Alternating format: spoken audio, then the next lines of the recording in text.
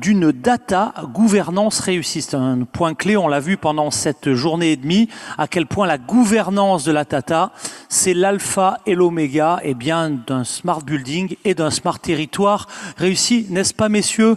Ces messieurs, alors vous en connaissez un, venez donc me rejoindre Emmanuel, et mesdames et messieurs, notre intervenant, c'est Thierry. Je vous demande de réserver un accueil chaleureux à Thierry Chambon, le directeur général d'Énergisme et de sa filiale Lomix. C'est parti Thierry, 20 minutes.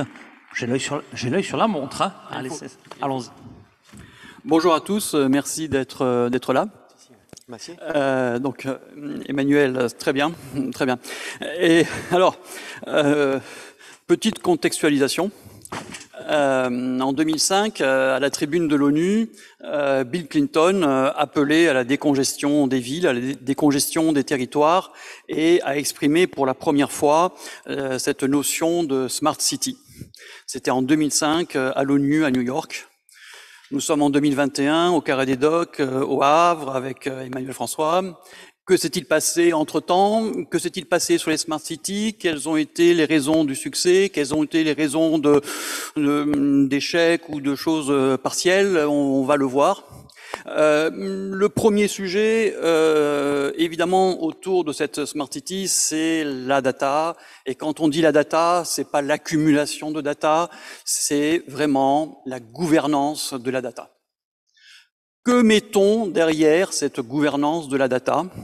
Qu'est-ce qu'une gouvernance de la data? Quels sont ses enjeux? Quelles sont les différentes dimensions de la gouvernance de la data? Quels sont les outils et quels sont les prérequis pour avoir une véritable gouvernance de la data? Ça va être notre thème. Un thème qui est très très large. Demain matin, on pourra continuer sur ce thème-là. On va essayer de voir tout un tas de choses en 20 minutes. Alors, une data gouvernance, ça évidemment, ça doit exister. Et évidemment, il ne faut pas que ce soit uniquement des mots, il faut qu'elle soit réussie. Et elle doit être réussie parce que les enjeux sont très importants. Aujourd'hui, on voit très souvent quelque chose où vous avez des cas d'usage, énormément de cas d'usage, des cas d'usage qui se multiplient, et heureusement, et chaque cas d'usage a son intérêt, c'est ce que vous voyez sur la couche la plus basse. Et ensuite, vous avez de temps en temps, vous avez des hyperviseurs, et les hyperviseurs, c'est très important, parce que ça permet de contrôler les choses, comment les choses se font, est-ce que les choses sont bien organisées, et est-ce que, fondamentalement, ces cas d'usage fonctionnent. Ce qui va souvent manquer, c'est une couche qui permet de faire parler les cas d'usage entre eux. Partons d'un exemple simple. Vous pouvez, si vous installez des bandes de recharge, et le cas d'usage bande de recharge est évidemment très important, mais on voit bien que le cas d'usage bande de recharge va à un moment donné impacter le cas d'usage gestion des parkings, va à un moment donné impacter le cas d'usage gestion de l'énergie, de sa distribution, de son transport, de sa consommation, va impacter la mobilité.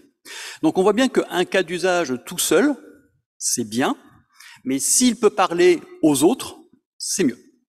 Et c'est là où il y a cette notion de connaissance partagée, ce que les anglo-saxons appellent le sharing knowledge management. Pour qu'il y ait ce sharing knowledge management, il faut que toute réflexion autour de la Smart City, de Smart Building, Smart Territory, il faut que la réflexion soit data-centrique. C'est très bien de répondre à un cas d'usage, et il faut le faire. C'est très bien de produire des datas, et il faut les produire. La vraie question, c'est de dire, est-ce que ces datas sont utilisables, sont exposables par des tiers, par d'autres? C'est ce que nous allons voir. Alors, vous voyez ce que je disais, quand vous prenez une Smart City, quand vous prenez un territoire intelligent, vous voyez des ensembles qui, à un moment donné, se croisent. Et quand ça se croise, il faut qu'il y ait des échanges de données. Et quand on dit qu'il doit y avoir des échanges de données. Ça ne veut pas dire nécessairement échanger toutes les données. Je reprends mon exemple de la bande de recharge. Le responsable du cas d'usage bande de recharge, on ne lui demande pas d'envoyer toutes ces données au responsable de l'énergie. On ne lui demande pas d'envoyer toutes ces données au responsable du parking. On lui demande simplement d'envoyer au responsable de l'énergie juste les données dont le responsable d'énergie a besoin. D'envoyer au responsable du parking juste les données dont le responsable du parking a besoin. Et ça, c'est très important parce que qu'est-ce qui fait que Google a abandonné toute velléité dans la Smart City, a abandonné le projet Toronto et compagnie? Qu'est-ce qui fait que Cisco a abandonné tous ces projets Smart City? C'est parce qu'ils étaient tous partis sur une énorme plateforme qui devait agréger la totalité des données. Or, tout le monde n'a pas besoin d'avoir la totalité des données. Et quand vous demandez à un responsable de cas d'usage de vous envoyer la totalité de ces données, eh ben c'est très simple, la réponse c'est non. Et donc, par contre, si vous lui demandez d'envoyer telle donnée, et on verra exactement ce qu'on appelle données à ce moment-là, il est capable de le faire. Voilà. Et donc, vous voyez tous ces croisements, hein. Évidemment, il y en a beaucoup plus, mais ça montre bien que la Smart City doit être une réflexion globale qui commence peut-être par tel cas d'usage, mais fondamentalement, c'est une réflexion qui est globale et qui se fait pas à pas, mais avec bien une vue d'ensemble. Et donc, ce que l'on sait, c'est que l'on va avoir de plus en plus de données, une explosion totalement exponentielle des données. On constate, on voit qu'on crée énormément de silos de données. Je disais, j'avais rencontré dans un syndicat d'énergie quelqu'un qui y avait et le DSI et le directeur du numérique. Le directeur du numérique expliquait que son rôle, c'était de casser les silos de données, ou en tout cas de les réduire, et qu'au bout de 2 ans, en fait, il en avait créé d'autres. Ce silotage est véritablement nuisible à la Smart City, au Smart Building, tout ça. Et il faut que les données soient interopérables. Interopérable, ça ne veut pas dire je fais un export de données. Si vous dites je fais un export de données, ça veut dire que vos données, vous les exportez, ça ne veut pas dire qu'elles sont interopérables. Interopérable, ça veut dire qu'un tiers est capable de les appeler lui-même et pas un geste technique de les envoyer. Le geste technique de celui qui est à l'origine de la donnée, ça doit être une autorisation. Il autorise tel tiers à accéder, mais le tiers doit être capable lui-même de les prendre. C'est vraiment de la self-data. On est très loin de l'export. Et une fois que ces données sont propres, une fois qu'elles ont été collectées, qu'elles ont été ingérées, qu'il y a eu ce qu'on appelle une véritable préparation de la data, ces données doivent être exposables, et exposables de façon industrielle. De façon industrielle, ça veut dire quoi? Ça veut dire que le tiers, quand il dépose un algo, c'est aussi un cas d'usage. Algo est le terme générique, ça ne veut pas dire nécessairement de l'IA. Quand il dépose un algo, il faut que cet algo puisse fonctionner en continu. Quand il fonctionne en continu, ça veut dire qu'on n'est plus dans le POC. Déposer un cas d'usage sur un dataset figé, un dataset de données froides, tout le monde est capable de le faire. Le déposer sur un dataset qui se fait d'une manière automatique, en continu, ça, c'est plus complexe, mais ça demande uniquement une réflexion en amont. Voilà une autre dimension de la Smart City.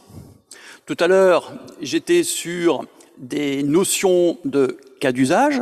Là, on est sur des notions qui sont beaucoup plus complexes, hein, et qu'il faut être capable d'adresser. Hein. Donc là, par exemple, c'est sur la gestion de l'énergie. Vous savez que toute la partie énergie est totalement révolutionnaire. Hein. Avant, le consommateur se contentait de consommer, le distributeur se contentait de distribuer, le fournisseur se contentait de fournir. Bon, tout ça, ça explose. Et on voit bien que on a une nouvelle dimension, toujours sur la Smart City, le nouveau territoire. Ça, c'est une autre vision de ce qui a été présenté à la slide précédente. Et là, c'est toujours sur le même type de données, mais avec les visions juridiques. Et quand on dit ces visions juridiques, ça veut dire que, attention, ben voilà, il y a des réglementations, il y a des obligations. Comment on fait pour les respecter? Quels sont les outils techniques pour les respecter? Si l'outil technique, c'est simplement de dire les données, elles sont chez moi, je les envoie chez personne, c'est très bien, on respecte la réglementation, mais on ne fait pas grand-chose. Donc, quels sont les outils qui permettent de répondre à tout ça? Alors, évidemment, cela veut dire quoi? Cela veut dire que les data, quand on a une véritable gouvernance, les data doivent être disponibles. Et elles doivent être disponibles pas uniquement pour des data ingénieurs, pas uniquement pour des data scientists, mais pour des métiers lambda. Il faut que la data soit réellement disponible. Tout à l'heure, je parlais de self-data. Et il faut que cette data qui soit disponible soit une data de qualité. C'est-à-dire, on sait d'où vient la data. On est capable de profiler la data. On sait que cette data est une data qui a été nettoyée, où il y a eu la curation de données, où il y a eu une homogénéisation de la donnée. Tout ça, c'est le côté data-centrique qui est très important. Et il faut être capable, alors c'est là où ça va être un peu plus complexe, de dire, attention, une donnée, c'est plusieurs valeurs. Quand vous recevez une donnée, vous recevez une trame qui contient 5, 10, 15, 20, une centaine de valeurs. Et fondamentalement, vous aurez donc une donnée primaire et vous aurez des métadonnées. Les métadonnées, ce sont les valeurs qui vont contextualiser la donnée primaire. Et il faut être capable de travailler sur toutes ces valeurs. Je vous donne un exemple. Vous avez une donnée qui rentre et on sait que cette donnée a comme métadonnée une donnée personnelle. Et l'idée, c'est au lieu de dire je masque la donnée personnelle, eh ben, cette donnée personnelle, c'est très simple, je l'envoie pas. C'est mieux que la masquer. Encore faut-il que techniquement on soit capable de le faire. Et donc, on va voir deux notions. Une notion qui est la virtualisation de la data. Et une deuxième notion qui est le data steward, c'est-à-dire le monsieur, la dame, la personne responsable de tout ça, responsable de la data. Alors, ce que je vous disais, prenons une sonde de température, vous avez une donnée primaire, 24, voilà. En métadata, vous avez l'heure, mais vous avez également vous savez si c'est du GMT, GMT plus 1, GMT plus 2, le nombre de milliampères, voilà. Tout ça, ce sont les métadatas. Le fait que ce soit des Celsius ou du Fahrenheit, hein, vous en avez plein. Vous en avez mis 2, mais en fait, vous en avez plein. Et l'idée, c'est de dire, je dois travailler, je dois être capable d'appeler l'un, d'appeler l'autre. Je vous donne un exemple très simple de ce que peut être une donnée virtuelle.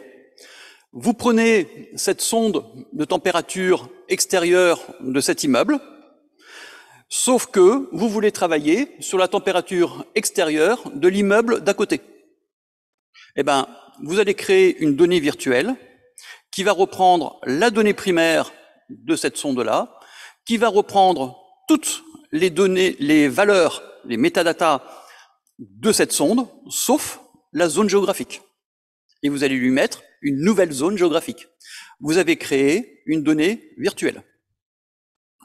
Vous voulez prendre uniquement les milliampères des sondes de température ou des sondes électriques, vous créez une donnée virtuelle.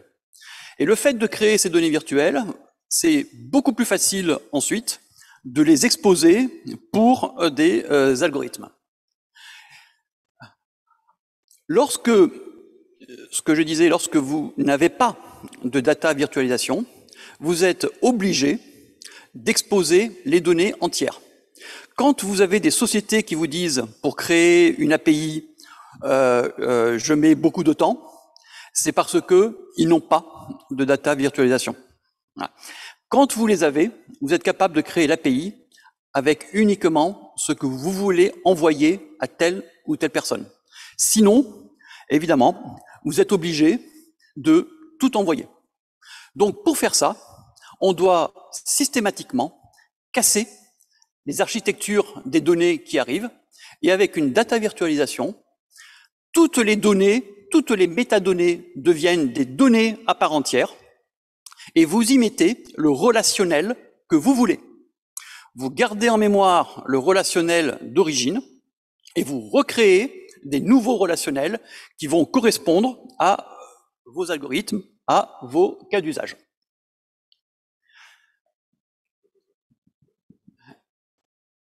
Cela va vous permettre aussi, quand vous avez des sources multiples de données, ce qui est le cas du smart building, de la smart data, au lieu de créer ce qu'on appelle des ETL, extract, transform, load, les ETL sont des pipelines entre tel silo et tel silo. Et donc, quand vous entendez pipeline, quand vous entendez data hub, quand vous entendez ce genre de choses-là, ce sont des ETL. Alors, c'est très sympa l'ETL quand vous avez un silo vers un autre silo, quand vous avez 2 silos vers 2 silos. Mais quand vous avez 40 silos vers 40 silos, imaginez que quand vous mettez le 41e silo, vous devez créer 40 nouveaux ETL. Et si vous changez quelque chose à l'origine dans le format objet d'un ETL, ben vous devez changer les 41 autres. Une usine à gaz. Donc cette usine à gaz fait le bonheur de pas mal de boîtes informatiques qui gèrent ces ETL, mais vous voyez que c'est un puits sans fond. Le puits sans fond, c'est la même chose lorsque vous dites « moi je veux prendre toutes les datas de tout le monde ». C'est ce que voulait faire Cisco, c'est ce que voulait faire Google, mais quand vous voulez prendre toutes les datas de tout le monde, c'est un puits sans fond, ça ne s'arrête pas. Donc personne ne veut les mettre, mais vous comprenez bien que vous créez quelque chose qui ne peut qu'exploser. Parce que tout le sujet, c'est de dire, quand vous voulez faire la Smart City du Havre, mais que vous dites, tiens, j'ai une bonne idée, je vais l'intégrer dans le territoire intelligent de Normandie, si vous n'avez pas un système distribué, si vous n'avez pas un système où vous choisissez ce que vous envoyez à qui, ben ça veut dire que vous créez une base de données monumentale et qui ne fait que s'agréger. Et si vous commencez par le Havre et vous dites non, je vais le faire en Normandie, et puis je vais le faire avec la région Île-de-France, vous êtes toujours en train de créer un énorme truc, ingérable. Si vous avez un système distribué, vous pouvez le faire. L'idée, c'est que la bonne data, c'est la data dont on a besoin, et si telle ou telle data doit rester dans tel immeuble, si telle ou telle data doit rester dans une application de mobilité, si telle ou telle data doit rester dans mes bandes de recharge ou je ne sais où, il faut qu'elle y reste. Parce que le responsable de ce cas d'usage sait s'en servir. Par contre, si un tiers a besoin de telle ou telle data, il faut être capable de l'envoyer en version self-service. Deuxième notion, je suis obligé de, David, deuxième notion, le data steward. Le data steward, c'est la personne qui ne connaît rien au métier, au métier du cas d'usage. Par contre, son rôle, c'est d'être le monsieur, le gardien du temple du data centric. Et on va voir que cette personne-là, alors souvent c'est le CDO, Chief Data Officer, ce genre de choses-là, il est garant de plusieurs choses. Il est garant de la disponibilité de la data. La data, elle est bien là, elle a été nettoyée, on est capable de l'exposer, mais la data doit également être taguée. Le tagging de la data, c'est très important. Un tagging de la data, c'est quoi? C'est d'être capable de dire, cette donnée, elle vient de là, elle a été nettoyée comme ça, elle a été homogénéisée comme ça, et puis, elle a été envoyée comme ça. Allons plus loin. Si on parle par exemple d'immeubles, on prend des exemples très simples, on dit cet immeuble consomme tant de kWh au mètre carré, ce calcul, kWh au mètre carré, devient une nouvelle data. La question, c'est de se dire, quand on tag cette nouvelle data, c'est de dire quel est l'algorithme qui a fait ça et quelles ont été les datas d'origine qui ont permis d'avoir ce calcul-là. On est capable de mettre également des perturbations sur ces données-là. C'est la promesse de ce qu'on appelle le tatouage des données, mais on est capable également d'y mettre on est capable également de blockchainer ensuite tout cela. Voilà. Alors, évidemment, une fois que vous avez tout ça, vous aurez l'avantage, c'est que l'ensemble des métiers, l'ensemble des cas d'usage dans un bâtiment, dans un territoire, sont capables de se parler. Vous aurez également la possibilité que l'opérateur, la mairie, le département, la région, est capable, s'il doit changer un cas d'usage, il est capable de savoir comment fonctionnait le cas d'usage. Et plus généralement, puisqu'on a parlé d'intelligence partagée, lorsque vous allez mettre une intelligence augmentée, data mining, machine learning, ça sera possible parce que les datasets seront créés de façon dynamique. Et dynamique, ça veut dire que les datasets ne seront jamais figés. Ils seront capables de s'adapter en permanence. Si mon algorithme, c'est d'optimiser les recharges des piles de mon IoT,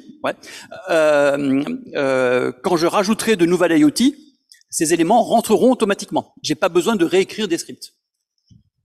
Et évidemment, ça permettra une véritable intelligence dans la Smart City. Voilà. Eh ben merci et bravo pour cette introduction qui nous plonge directement dans le sujet. 4 secondes de commentaires, Emmanuel, le temps est bien. D'abord moi de intéressant, c'est très en complément de ce qui a été dit auparavant. Quand tu parles de taguer, tu utilises quelle technologie? Ah oui, alors, non, mais c'est la transition. Il y a au moins 12 secondes de réponse. C'est parti. 2 secondes. Voilà. Tout à l'heure, il faut qu'on comprenne. Enfin, parce que c'est vrai que c'est, voilà, pour quelqu'un qui comprend pas, taguer, c'est, voilà. J'ai dit une donnée, ça a plusieurs valeurs. D'accord? Et je dis, je virtualise des données, ça veut dire que je mets le relationnel que je veux. Ouais. Et ben, j'y intègre une nouvelle valeur. Une nouvelle valeur qui me permet de dire, ça vient de là, ça vient de là. Mais ça ne nécessite pas forcément la blockchain, donc. Ah non. Ouais, c'est ça. Non. T'as parlé de blockchain, mais on dit, après, ça peut se faire. C'est ça, ça peut se notariser. Voilà. Eh ben, un grand merci à nouveau, Thierry. Allez, on va maintenant, passer un retour d'expérience, WideScore, retour d'expérience sur le lancement du label international Smart Score et des 100 premières opérations engageant la démarche. Je sais pas si, en tout cas, voilà. Alors, j'accueille ici même Frédéric. Frédéric, venez vite nous rejoindre. Vous êtes le président de WideScore et nous avons, alors on va tester, c'est toujours les contraintes du direct. Sabine, bonjour, est-ce que vous êtes avec nous? Vous êtes à distance, Sabine Desnaux, vous êtes directrice exécutive R&D, innovation RSE chez Gessina. Vous êtes avec nous? En tout cas, on vous voit, on est ravis. Vous m'entendez? Oui, vous m'entendez? On vous entend fort et clair, donc ça c'est vraiment formidable. Pour la régie, en fait, ce qu'il faut agrafer, c'est pas la réalisation où il y a une latence de 4 secondes, mais c'est la fenêtre du zoom. Voilà. Alors on vous donne la parole dans quelques instants, mais écoutez, et puis je vais tout de suite accueillir notre grand maître de cérémonie, Vous le connaissez si vous êtes déjà avec nous depuis hier. Alain, c'est parti. On peut accueillir, on peut applaudir à distance. Eh bien, notre intervenant, Frédéric est avec nous, Sabine et Alain, c'est à vous. Merci, le plateau est à vous. Sous vos applaudissements, mesdames et bonjour à toutes et à tous, bonjour Sabine, bonjour Frédéric. Permettez-moi de dire un mot d'introduction sur Frédéric Motta, le directeur de WiredScore de la branche française, direction qu'il a repris il y a 3 ans. WiredScore, bien connu pour son label sur la connectivité des bâtiments. Peut-être nous en diras-tu quelques mots tout à l'heure, Frédéric, mais l'objet de notre discussion cet après-midi, c'est le lancement de SmartScore il y a quelques mois, c'était en avril 2021, il y a quelques mois aujourd'hui. Alors, moi j'ai deux questions très simples. Pourquoi être passé de la connectivité au smart? Première question. Comment vous avez fait pour construire, je dirais, ce label autour de Smart et quelques mois après son lancement, quels sont les premiers enseignements, quelles sont les premières conclusions que vous pouvez partager avec nous? Ok, merci pour les questions. Bonjour à tous. Alors, je suis ravi parce que là, je viens d'être promu, ça se voit pas, mais je suis président de WiredScore. Je vais informer mon patron tout de suite. Ça me fait grand plaisir. Donc, je suis directeur général de WiredScore en France. Je suis en train de réaliser que j'ai pas le petit zapper, donc pour passer mes slides, ça devrait pouvoir m'aider un petit peu. Et effectivement, là, je vais vous présenter un peu ce retour d'expérience de ce qui nous a mobilisé pendant plus de 2 ans, ce qui est le fruit de beaucoup de travail, ce qui cherche à répondre à un certain nombre d'attentes de la filière immobilière et je pense de l'assistance ici, qui est de signifier, de donner un signe de qualité et de finalement signifier la valeur digitale des immeubles, la valeur smart des immeubles avec un nouveau label donc qui s'appelle SmartScore. En quelques mots, WiredScore, qu'est-ce qu'on fait dans la vie, en quoi on croit? À WiredScore, on croit que la technologie, elle peut être utilisée pour améliorer l'usage des immeubles, la connectivité et la technologie plus généralement, et favoriser un monde qui soit plus collaboratif, plus dynamique et plus innovant. C'est vraiment ce qui nous fait vibrer un peu tous les jours. Et c'est autour de cette mission-là qu'on structure nos offres, qui sont assez simples.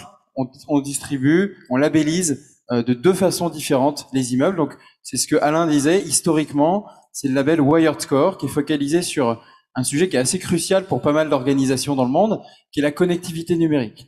Une entreprise qui s'installe dans des bureaux a besoin de bénéficier des meilleures conditions de connectivité numérique, tout simplement pour travailler, pour accéder à des réseaux distants, pour organiser son infrastructure informatique. Et c'est ça qu'on regarde, c'est la prédisposition des immeubles à donner accès à ses occupants à une connexion Internet sécurisée, de bonne qualité, de grande performance auprès d'une grande diversité d'opérateurs. Et accessoirement avec des médias différents, que ce soit la fibre, que ce soit les réseaux mobiles, qui bien souvent pêchent un petit peu par leur manque de qualité. Ça, c'est WiredScore, qu'on travaille depuis 8 ans. Et pour donner 2-3 chiffres, WiredScore, c'est présent déjà commercialement dans 12 pays dans le monde, donc en Amérique du Nord, en Europe et en Australie. Et on a eu la grande chance de pouvoir travailler sur plus de 3000 immeubles avec 800 clients dans tous ces pays. Donc on a une capacité d'observation et de compréhension des attentes de ces donneurs d'ordre immobilier assez importante. Et c'est pour ça que on a cette deuxième offre depuis qui est toute jeune, qui date de la fin du mois d'avril et qui s'appelle SmartScore, qui répond à une autre question qui est complémentaire, qui est comment les technologies de l'immeuble sont utilisées pour y développer plus de fonctionnalités, pour en améliorer l'usage, parce que c'est aussi une façon de voir la technologie dans les immeubles, et c'est le fruit de le pourquoi de ça, c'est tout simplement des clients, notre observation du marché qui gagne en maturité, notre observation et notre écoute de nos clients qui nous disaient tout simplement on s'intègre, on comprend pas grand-chose au smart building, pas forcément. Parfois on le fait, mais on rencontre un certain nombre de difficultés qu'on a essayé de synthétiser dans ces 3 grandes questions. Première difficulté, c'est au fait qu'est-ce que c'est qu'un smart building? Est-ce que mon building à moi, qui est quand même très très smart, est-ce qu'il est tout aussi smart que le building du voisin qui dit à peu près la même chose que moi? Alors, il n'y a pas de définition commune et ça c'est une source de difficulté. Deuxième source de difficulté, comment mettre en œuvre? Je sais à peu près ce que je veux faire, j'ai en tête quelques objectifs, mais avec qui? Quelle solution? Qu'est-ce qui a du sens? Qu'est-ce qui est gadget? Qu'est-ce qui a vocation à être durable? Etc. Et puis enfin, évidemment, parce que nos amis décideurs immobiliers en général ont aussi conscience que leur produit est un produit financier par certains côtés. Quel retour sur investissement pour ces démarches de Smart? Et c'est voilà.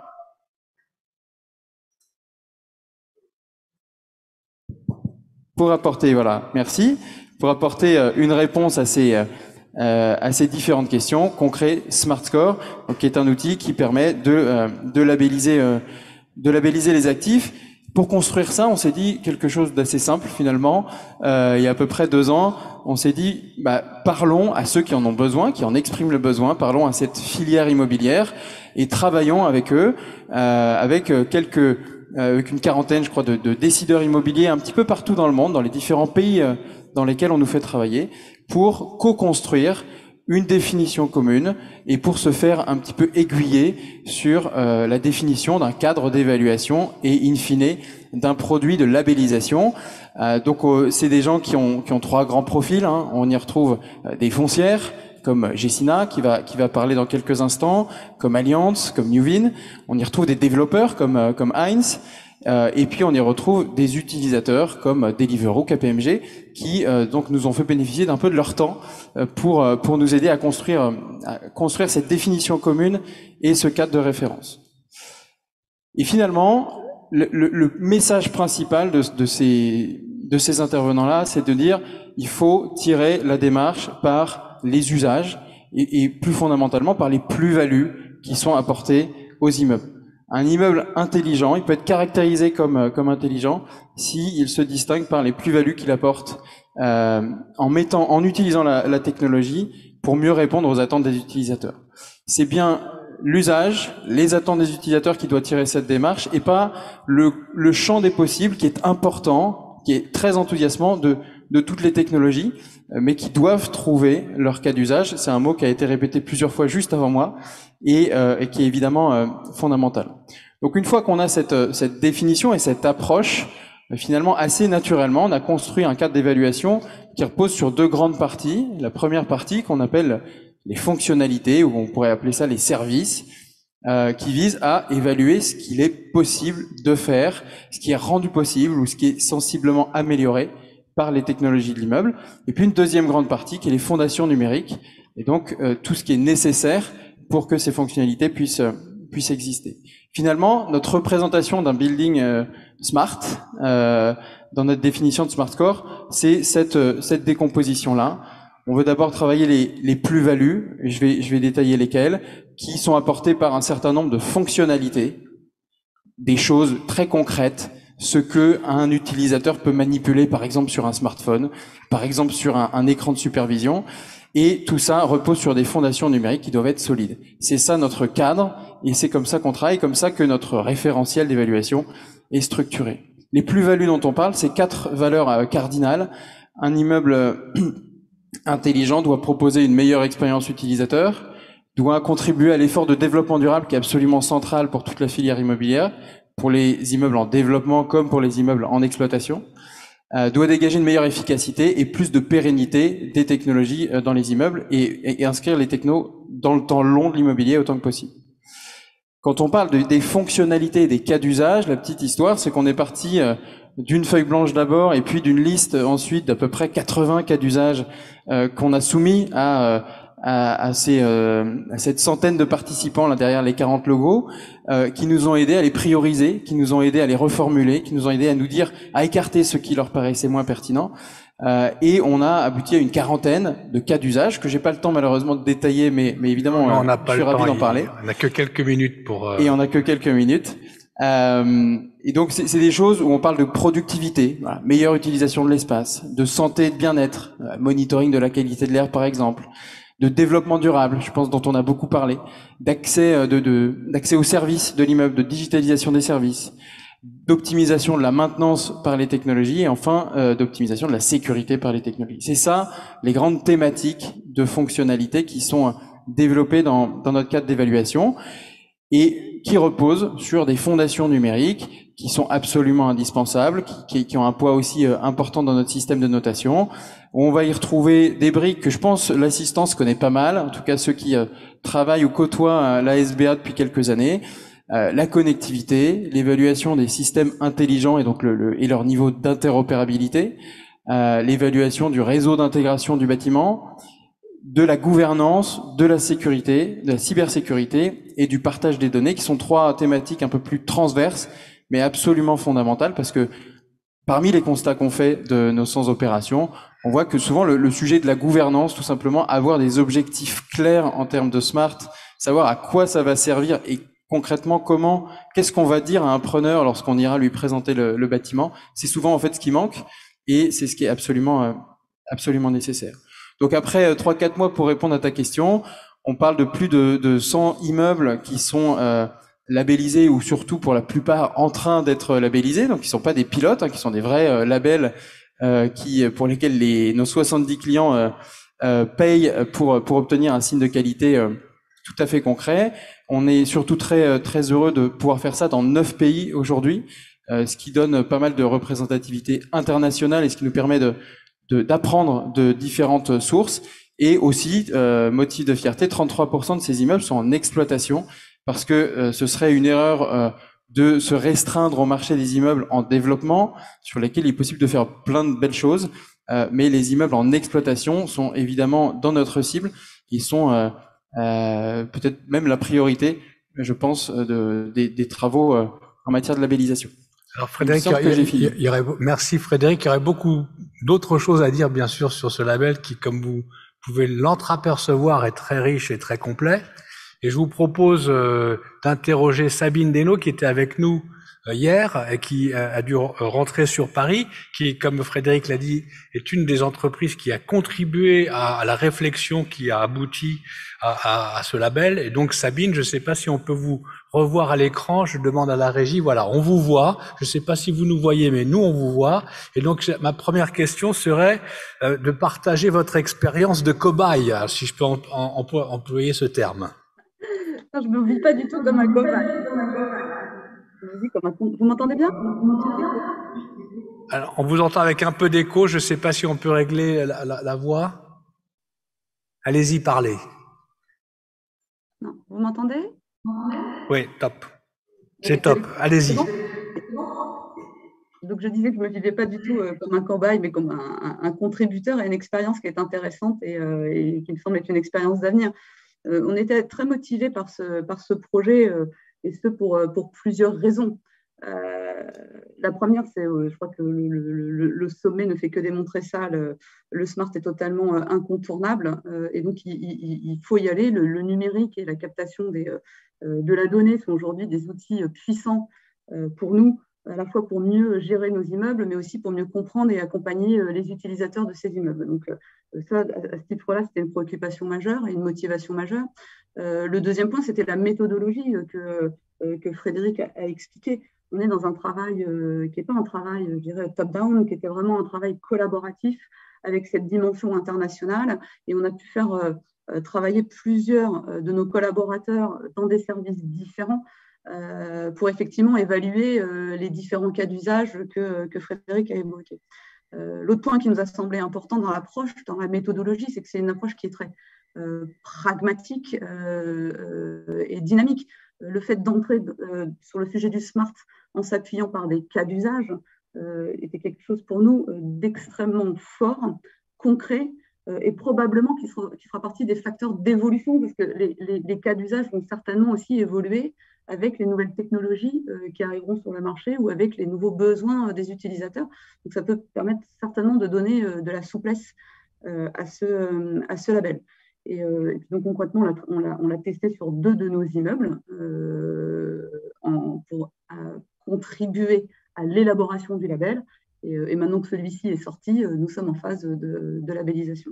Et puis le troisième point, c'est que ça s'inscrit complètement dans notre troisième point de motivation, je dirais, c'est que ça s'inscrit complètement dans les axes stratégiques de GCNA, si je n'en cite que 2, qui sont les approches You First Bureau, où l'idée, c'est de fluidifier, je dirais, l'expérience utilisateur qu'on peut apporter à nos clients. On sait que les différents cas d'usage vont nous aider là-dessus. Et puis, un autre projet majeur chez nous qui s'appelle Canopée 2030 pour Carbon Net Zero Plan 2030, qui est notre volonté d'aller atteindre la neutralité carbone en exploitation pour 2030. Ah, on vous a perdu. Merci. Donc, non seulement vous avez contribué à la réflexion, mais vous vous êtes appliqué cette propre réflexion à vous-même, si je comprends bien. Donc, puisque vous êtes en train d'expérimenter la labellisation sur d'autres de vos immeubles, c'est ce que j'ai compris. Et donc, comment ça se passe? Est-ce que dans la pratique, finalement, de la théorie à la pratique, quels sont les écueils? Est-ce que ça se passe? Est-ce que vous pouvez partager quelques retours de réflexion avec nous entre la théorie et la pratique? En fait, donc entre la théorie et la pratique, enfin, j'allais dire so far so good. Hein. Enfin, c'est-à-dire que dans la mesure où nos immeubles quelque part, on n'a jamais vraiment été dans la théorie parce que tout de suite, entre les cas d'usage qui ont été proposés par les groupes de travail collaboratifs et leur mise en application dans nos immeubles, tout ça a été traité de façon simultanée. Et c'est bien sur la base de nos retours d'expérience et par itération que les éléments les contenus du label ont été figés, j'ai envie de dire. Donc aujourd'hui, maintenant que le label est sorti, nous sommes en phase de labellisation. Après, dans les retours d'expérience, le premier que je pourrais faire, c'est effectivement, et Frédéric l'a évoqué tout à l'heure, ça peut être parfois quelques écarts entre les immeubles en développement et les immeubles en exploitation, parce que dans certains cas de figure, il faut-il avoir défini avec l'utilisateur certaines technologies qu'il souhaitera mettre en place ou pas, qui pourra avoir un impact sur le niveau de labellisation. Mais tout ça ne fait que favoriser ce dialogue finalement qu'il y a entre les propriétaires et les utilisateurs. Non, à mon sens, s'il y a un sujet sur lequel j'aimerais peut-être un peu plus insister, c'est de quelle manière en fait ce label peut aussi nous aider à aller chercher de la neutralité carbone en exploitation sur nos immeubles, parce que ça, c'est une préoccupation qui me semble majeure. Le fait de mettre du smart et de labelliser ce smart, finalement, nous amène à capter de l'information sur la donnée, à la fois sur des éléments de pilotage j'allais dire énergétique, mais pas uniquement énergétique, hein, finalement multifluide au niveau de nos immeubles, mais surtout de remonter de l'information très fine. En tout cas, c'est l'objectif que nous avons auprès de nos clients utilisateurs afin de pouvoir convenir ensemble des meilleurs comportements à adopter ou nous, le meilleur pilotage possible. Je ne sais pas, des salles de réunion, des ventilations, des éclairages, etc. Pourquoi je vous dis ça? Parce qu'aujourd'hui, quand nous, on a décidé, par exemple, d'aller chercher la neutralité carbone en exploitation dans nos immeubles, la réalité opérationnelle, c'est que 50% des émissions de gaz à effet de serre en exploitation sont quelque part de la responsabilité de l'utilisateur. C'est lui qui va choisir son fournisseur en énergie, c'est lui qui va adopter des comportements de consommation d'énergie ou de chauffage ou d'éclairage, etc.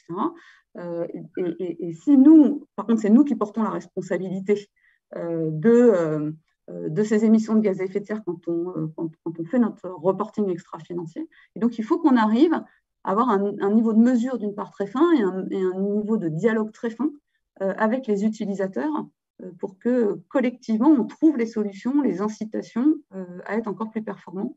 Et en tout cas, nous fondons de bons espoirs pour qu'en allant chercher cette labellisation, ça nous force à monter aussi une marche sur ces sujets-là et être plus fort avec nos clients utilisateurs.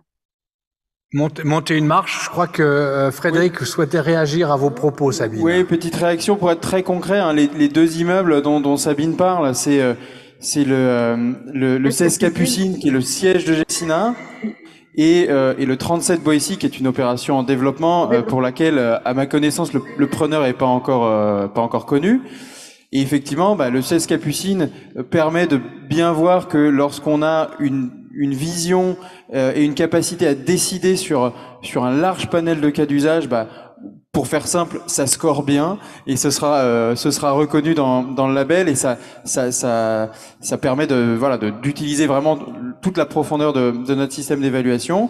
Et dans un immeuble en développement pour lequel il peut être la meilleure des décisions à un stade assez amont peut être de ne pas tout de suite faire quelque chose, ça permet d'avoir une bonne connaissance de la liste des questions qui peuvent se poser, de la liste des options qui sont peut-être encore sur la table, et peut-être de rentrer dans un plan de progrès aussi, et d'avoir une base de dialogue efficace avec peut-être un futur utilisateur, avec des futurs prestataires. Et c'est comme ça qu'on a envie que notre label soit utilisé aussi beaucoup. Et ça rebondit aussi avec la stratégie énergétique et plus largement de service. C'est comme un outil d'amélioration continue aussi des immeubles, parce que les cas d'usage, on les a travaillés très très fort. Ce que Sabine disait, c'est que je suis à peu près sûr qu'on va utiliser tous les apprentissages que nous on a de toutes ces opérations labellisées, on va devoir rendre pour mieux l'antenne. comprendre ce qu'il faut mettre en œuvre. Merci, je vais gérer. On va devoir rendre l'antenne, c'est passionnant. Je crois que on a donné certainement envie d'explorer un peu plus l'univers du smart. C'est en tout cas une valeur qu'on partage en commun, Frédéric, Sabine, avec à la SBA. Le smart, c'est quelque chose qui nous tient à cœur. Donc bienvenue dans l'ère du smart. Et puis juste un dernier mot, Sabine, pour donner des devoirs. Alors plus de vacances parce que les vacances sont terminées, mais prochaines étapes, les sujets auxquels Frédéric doit s'intéresser pour une V2. Alors, je peux vous révéler quelques secrets, en 15 secondes. 15 secondes. Mais Frédéric le sait très bien, j'ai beaucoup titillé sur le sujet. Frédéric dit que pour répondre qu'un bâtiment intelligent, c'est un bâtiment qui répond aux attentes actuelles et futures des utilisateurs. À mon sens, il est aussi intelligent s'il sait agir positivement pour la planète et l'environnement. Voilà. Et donc, il faut absolument que le label, à mon sens, aille encore plus loin sur ces sujets-là. Probablement qu'on mesure l'empreinte carbone globale des technos qu'on met, ou, j'allais dire, des émissions de carbone évitées grâce à ces technos. Enfin, on a quelque chose qui doit être un peu plus large et peut-être qui nous fera sortir de l'immeuble en tant que tel. Parfait. Merci Sabine, je crois que le message a été reçu. Merci et merci pour l'intervention. Je rends l'antenne. Merci à nos intervenants et à notre modérateur charismatique. Merci à tous les trois. Allez, Sébastien, venez vite me rejoindre. Alors, le sujet, le dernier temps fort de cette plénière, de quoi va-t-on parler maintenant ? Alors, on va parler des nouveaux métiers du smart et donc on va avoir le plaisir d'accueillir nos intervenants. Allez, en musique, en musique avec vraiment la décontraction qui caractérise nos intervenants. Allez, messieurs, c'est parti. Les intervenants, on les présente tout de suite. Sébastien, venez vite vous installer. Sanger Sucaz de BNP Real Estate, Guillaume Parizeau de Aveltis et puis Jacques Guigui pour CBRE. Allez, c'est parti. Dernier focus, dernière plénière, mais la manifestation est loin d'être terminée. À tout à l'heure. Alors, on voit tout ce qu'on a abordé pendant ces 2 jours. On aperçoit le smart qui devient à la portée de nos bâtiments. On pourrait même parler de bâtiments as a service. Donc finalement, ce que je vais vous demander, c'est de prendre la parole dans cet ordre. Vous êtes assis pour avoir votre réaction, vous présenter votre métier par rapport au sujet de ces nouveaux métiers du smart dans vos activités. Jacques. Donc bonjour à tous. Donc je suis Jacques Guigui, directeur technologie et innovation chez CBRE, leader mondial du conseil en immobilier d'entreprise. Donc ce que j'ai entendu au cours de ces 2 jours très riches en conférences et en ateliers, c'est que vous avez bien deviné que le nouveau métier chez nous, c'est le conseil digital. Le conseil digital au niveau des projets. Alors le plus en amont possible, si c'est mieux. De telle sorte que l'on puisse intégrer le digital, non pas comme c'est trop le cas, je dis pas aujourd'hui, je dis au siècle dernier, puisque dans les années 90, déjà la vidéo était numérique, le son était numérique. Donc aujourd'hui, on doit sortir le lot digital, le lot smart, lors des consultations, lors des études de conception et lors du suivi. Donc aujourd'hui, on le porte chez CBRE sur tous les projets et on l'intègre de telle sorte que l'interopérabilité, chère au R2S, soit pas un jeu d'obstacles et soit intéressante et possible. Merci Jacques. Et Guillaume, la réaction. Bonjour, Guillaume Parizeau, donc je suis le président d'Aveltis. Aveltis sont un peu moins connus que CBRE et BNP aujourd'hui. On espère être aussi connus demain. Donc, on fait historiquement de la garantie de charge locative, c'est-à-dire qu'on s'engage sur les frais de fonctionnement d'un bâtiment de bureau. Et qu'on forfaitise, donc c'est-à-dire qu'on prend un risque une fois qu'on a défini le cahier des charges avec nos clients, et bien l'opération du bâtiment. Et donc c'est pour ça que notamment un des métiers du smart qui m'anime, c'est effectivement cette notion d'opérateur de service, alors qui était un peu sous-jacente dans pas mal d'interventions, mais sur lequel je reviendrai tout à l'heure. Et puis moi je suis très content d'être là. Ça fait quelques années que je viens et on voit qu'année après année, donc on est dans des lieux de plus en plus prestigieux et on voit que cette appréhension du smart à l'échelle du bâtiment et du territoire, eh bien elle crante. Alors chez nous qui sommes de la partie, c'est intéressant, mais ce qui est encore plus intéressant, c'est qu'elle crante chez vous clients quand on voit effectivement des élus ou des clients de bâtiments qui sont année après année de plus en plus affûtés avec des discours que je trouve extrêmement intéressants. On voit les notions de gouvernance apparaître. Eh bien, ça montre que toutes ces démarches chères à la SBA, eh bien, sont en train de se répandre et c'est très très bien de constater ça. Merci Guillaume Sangor, ta réaction. Oui, donc je m'appelle John Gorchuka. Je fais une petite précision sur mon titre. Je suis président de Property Management de la ligne de métier Property Management en France pour BNP Paribas Real Estate. Je coordonne aussi les pays européens, le Property Management en pays européens, et je suis aussi le président de l'association de Property Management en France. Pourquoi je précise? Parce que je considère qu'il y a une dynamique dans notre métier pour vouloir se transformer. Quand on parle des nouveaux métiers, il ne faut pas oublier qu'il y a des anciens qui doivent répondre à des attentes et qui évoluent, et on ne peut pas le faire si on ne se transforme pas digitalement, durablement et avec de l'efficacité, parce que on peut pas augmenter nos honoraires sans cesse. Donc, nos préoccupations chez Property Management est de intégrer ces nouveaux métiers. On doit assurer une certaine complémentarité. Le premier choc, d'ailleurs, c'est venu pas par le Covid ou des attentats, etc. C'était par le coworking. Un externe est venu et a prétendu d'être capable de mieux satisfaire les besoins de nos clients, qui ce sont les occupants, que nous-mêmes, les property managers, facility managers et tout l'écosystème. Donc, on a déjà, avec la digitalisation, compris qu'on peut apporter plus. Maintenant, il faut le faire en complémentarité et sans oublier les fondamentaux. On peut mettre tous les services si les fondamentaux ne sont pas là. Dans ce cas-là, ça va pas marcher. Oui, effectivement, on parle de nouveaux métiers, mais tout simplement aussi dans son métier, comment on intègre des nouvelles compétences, parce que finalement, c'est aussi une entreprise, c'est une somme de lignes métiers. Alors Jacques, chez CBRE, qui est en plus une entreprise à rayonnement international, comment en fait tu intègres, quelle méthode pour faire en sorte que ces nouvelles compétences qui sont liées au digital, au smart, puissent être mises en œuvre? Alors, chez CBRE, on a une démarche triple, j'aurais tendance à dire. La première démarche est une démarche de création d'un hub digital indispensable, donc un hub composé donc de chefs de projet digital et d'experts dans des technologies telles que les réseaux, la sûreté et aussi le pilotage des bâtiments ou la GTB. Ça, c'est la première démarche. Elle n'est pas suffisante. La seconde démarche, c'est que nous procédons à des POC, Proof of Concept, en lieu et place de notre siège parisien. Grâce à une veille technologique permanente, on met en place des systèmes qui sont attestés, du test en direct. C'est un véritable laboratoire vivant. Par exemple, on a testé les caméras thermiques, un RGPD oblige avec un peu d'intelligence artificielle, et on a maintenant sur l'application mobile des collaborateurs le temps d'attente au restaurant qui nous sort grâce à une API complète.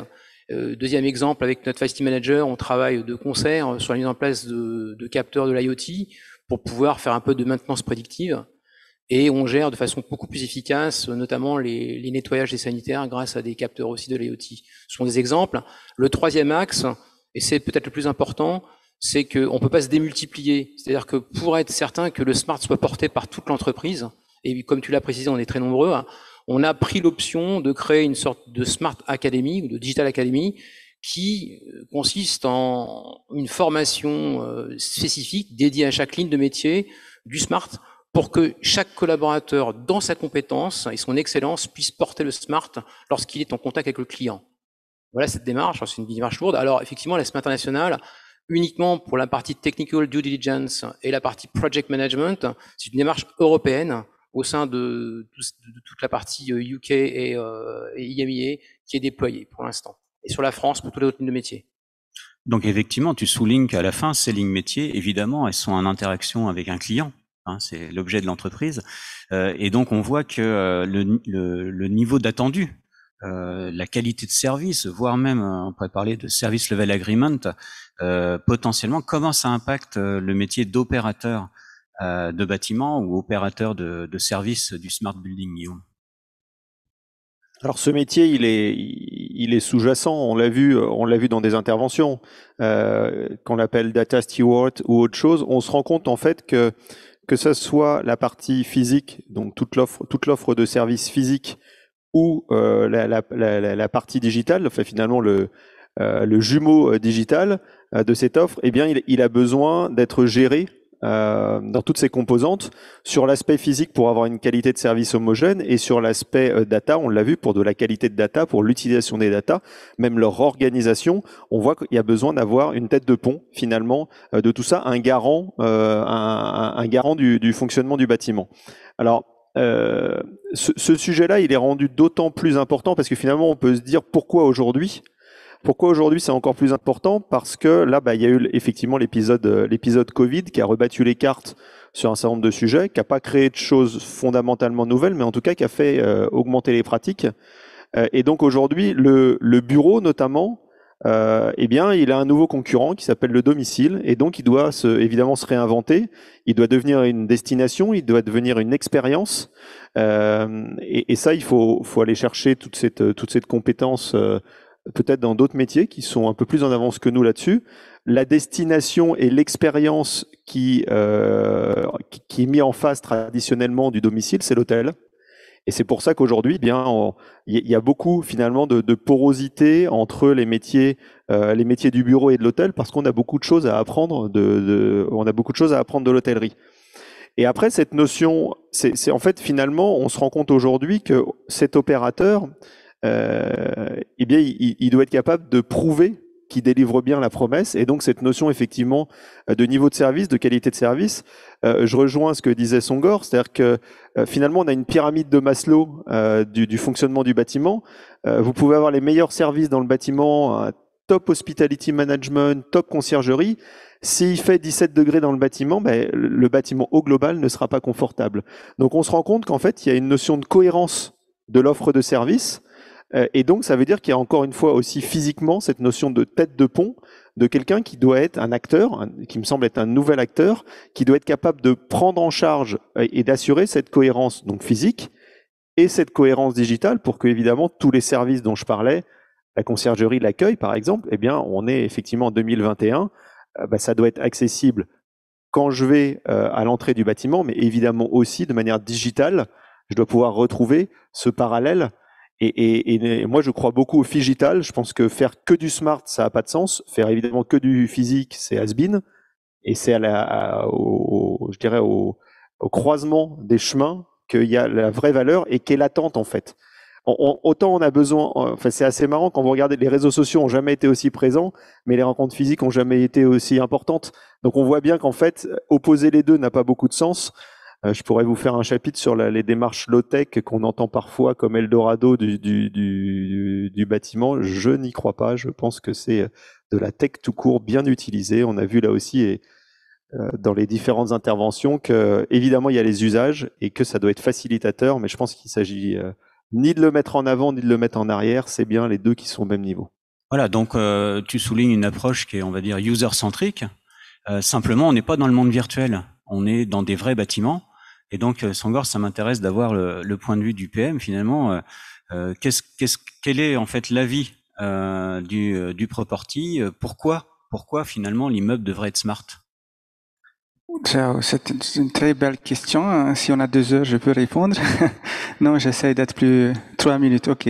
En fait, on s'est rendu compte que avec l'évolution de la technologie, beaucoup de horizons s'ouvrent pour la mutualisation de l'utilisation de l'espace, et aussi pour améliorer l'expérience. En fait, on a compris il y a, je sais pas, 5 ans que la voiture était un des moyens les plus sous-utilisés parce que on l'a utilisé, je sais pas, même pas 1 heure peut-être. Ok, ceux qui ont été dans les embouteillages peut-être un peu plus, mais et après il était dans le parking, soit au bureau, soit à la maison.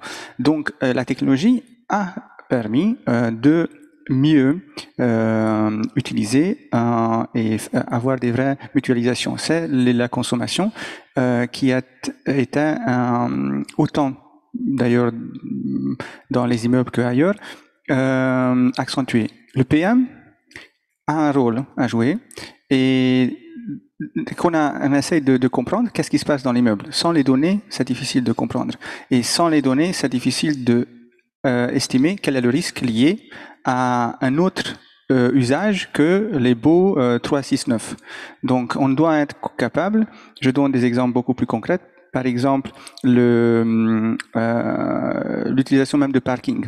Si on ne sait pas quel est le taux d'occupation, bah c'est difficile de trouver des plages d'horaires où on pourrait accueillir même des clients de l'extérieur, ou même des salles de réunion, ou il y a plein d'autres. Mais comment je peux m'assurer que ça ne reste pas un risque majeur pour l'investisseur de mettre à disposition ou lancer ce service et si je ne maîtrise pas avec la connaissance, la compréhension de l'utilisation de l'immeuble. Donc nous, chez PM, maintenant je parle pas nécessairement des nouveaux métiers, mais des nouvelles compétences qu'on doit intégrer. On a depuis 2018 un squad, parce qu'on ne parle pas on les appelle pas des équipes. J'ai un product owner, j'ai un full stack. J'ai compris qu'il faut pas un back developer, mais un front, un scrum master, bien entendu, un data steward. J'ai tous ces gens-là qu'il faut embaucher et l'intégrer. Mais de nouveau, intégrer, pas seulement rajouter comme une couche supplémentaire. Et pour cela, il faut avoir une capacité dans les équipes traditionnelles de créer une data culture. Et pour la data culture, qu'est-ce qu'on a développé? C'est la data visualisation d'ailleurs, on a entendu. Je mets en real time à disposition de mes clients le résultat du travail de mes équipes. Ça veut dire que du coup, les gens qui travaillent sur la gestion de l'immeuble, ils comprennent que les données sont très importantes parce que les clients vont prendre des décisions sur ces données-là. Bah, en tout cas, on voit que de toute façon, à la fin, on revient sur l'humain qui est au centre des préoccupations, que ce soit l'humain, c'est-à-dire notre client utilisateur, ou que ce soit nos collaborateurs, ou que ce soit les différentes parties prenantes. Et donc, moi, ce que je vous propose, en 1 minute chacun, c'est de pouvoir faire votre mot de conclusion, parce qu'on voit que derrière Smart égale transformation ou nouveau métier, mais c'est surtout l'humain qui est, parce qu'on fait tout ça, pas pour nourrir des machines, mais pour nous. Donc, Jacques. On a une conclusion en 2 temps. La première, c'est qu'on doit passer du mode contraint, et on l'a bien vu sur les différents épisodes qui nous ont contraints à revoir notre connectivité avec le Covid ou à revoir notre schéma de sûreté avec Vigipirate. On doit passer de la réactivité à la proactivité. Et quand on a parlé des outils, quand on a parlé des systèmes, on a fait 50% du chemin. Et les autres 50%, comme tu l'as justement dit, c'est l'humain. Le digital, c'est le lien entre le physique et l'humain. Et aujourd'hui, le cœur du sujet, c'est de comprendre, et on l'a beaucoup entendu ces 2 jours, avec des échanges avec nos clients, avec des échanges avec les utilisateurs, quels sont les besoins pour que le serviciel soit effectivement la donnée d'entrée et non pas le contraire. Guillaume. Alors moi, j'ai redonné mon attachement farouche au Figital, effectivement, donc je vais pas en mettre une couche. Je voudrais juste une toute petite parenthèse sur l'aspect modèle économique, parce que c'est souvent la question qui est posée dès qu'on parle d'un nouveau métier. On dit mais finalement comment ça marche tout ça? Il y a un momentum intéressant, je pense, qui va accélérer la chose, qui est malheureusement lié au Covid, mais c'est comme ça, on le subit, donc faut en trouver quelques avantages. Dans la mesure où aujourd'hui il y a une réduction des prises à bail, en tout cas en termes de surface, de la part des utilisateurs. Alors on va voir, puisque ça fait 2 jours que nous, patrons d'entreprise, on a le droit de dire combien on donne de jours de télétravail à nos collaborateurs. Donc on va voir où ça va atterrir. Le consensus, c'est entre 1 et 2 jours. Mais globalement, si ça libère des surfaces, 10, 15, 20%, peu importe, en fait, il y a une partie de surface libérée, mais il y a aussi une partie de réinvestissement dans l'attractivité du lieu. Et en fait, cette attractivité du lieu, il va être dans les services, dans l'environnement que je donne aux collaborateurs pour que le lieu, ça soit vraiment un hub qui facilite les rencontres, qui facilite les échanges. Et donc ça, c'est des services. Et donc, il y a une partie physique et digitale là-dedans. Donc moi, je pense qu'il y a une ouverture, en tout cas, en termes de modèle économique pour ce nouveau métier du smart. C'est très clair. Sangor? Oui, donc je dis souvent que smart building needs smart people. Donc on a besoin des gens qui sont capables d'exploiter ces données. Et l'autre, ma vision porte sur le human estate. Donc ça veut dire comme c'est l'expérience vécue dans l'immeuble. C'est pas par les robots. Les robots ne prennent pas plaisir d'un café le matin en discutant de la météo. Donc en fait, il faut servir l'expérience.